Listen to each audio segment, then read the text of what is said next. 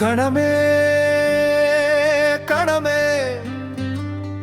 జీవనానికి మూలమే, కనిపించని చిన్నదైన సృష్టికంతా ఆధారమే. కణమే కణమే జీవరహస్య దీపమే, తెలుసుకుంటే విజ్ఞానమే జీవితానికి మార్గమే. కణం తెలిస్తే జీవం తెలుస్తుంది, జీవం తెలిస్తే జగమే అర్థమవుతుంది. కణం తెలిస్తే జీవం తెలుస్తుంది, జీవం తెలిస్తే జగమే అర్థమవుతుంది.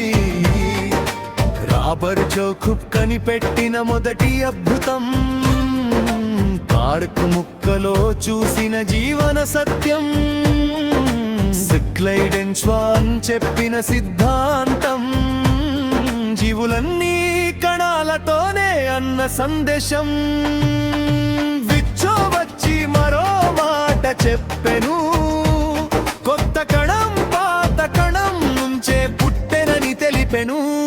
జీవశాస్త్రానికి ఇదే పునాది, కణ సిద్ధాంతమే జవాన ఖజానా ఇతుంది.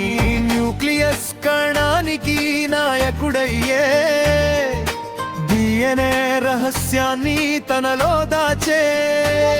సైటోప్లాజం కణమంతా నింపే, అవయవాలన్నీ అందులోనే ఉండే. మైటోకాండ్రియా శక్తిని అందించే, పవర్ హౌస్ అని పేరు పొందే. రైబోసోమ్ ప్రోటీన్ తయారు చేసే, ఎండోప్లాస్మిక్ జాలం రవాణా చేసే. గోల్జీ బాడీ ప్యాకింగ్ చేసే, లైసోసోమ్ వ్యర్థాలను తొలగించే. వాక్యూమ్ నీటిని నిల్వ చేసే, కణ జీవనానికి తోడుగా నిలిచే. వృక్ష కణంలో కణ కవచం క్లోరోప్లాస్ట్ చేసే. కిరణ సంశ్లేషణం జంతు కణంలో అవి ఉండవు, ఇదే రెండింటి మధ్య భేదము.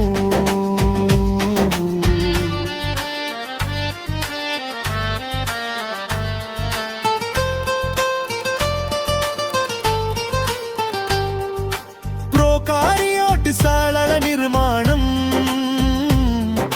న్యూక్లియస్ లేని జీవ వ్యవస్థడం. బ్యాక్టీరియా దీనికి ఉదాహరణం, సూక్ష్మ ప్రపంచానికి ఇది ప్రతిరూపం. యూకారియోట్ సంక్లిష్ట రూపం, న్యూక్లియస్ తో కూడిన అద్భుత స్వరూపం. మొక్కలు జంతువులు ఇందులోనే వైవిధ్యం విరాజిల్లే. శ్వాసక్రియ పెరుగుదల పునరుత్పత్తి, అన్నింటికీ కణమే అసలైన శక్తి.